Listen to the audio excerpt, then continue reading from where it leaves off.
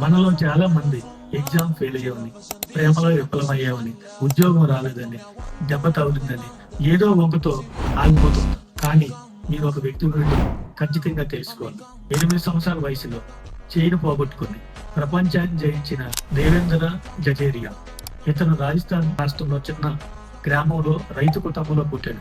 ఆట ఆడుకున్నప్పుడు అనుకోకుండా కరెంటు షాక్తో చేయిని కూలిపోవడం జరిగింది.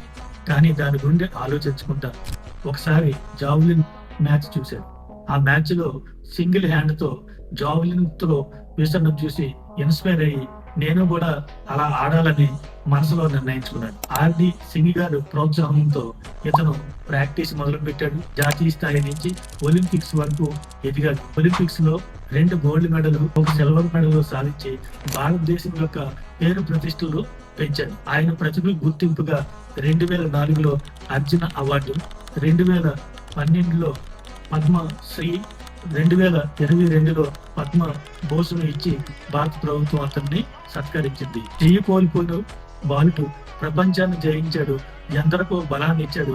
అందరికీ స్ఫూర్తిగా నిలిచాడు. ఆయన జీవితాన్ని మనం అర్థం చేసుకొని ఆయన స్పిరిట్ ని మనం ఆదర్శంగా తీసుకొని మన లక్ష్యాన్ని సాధించాలి.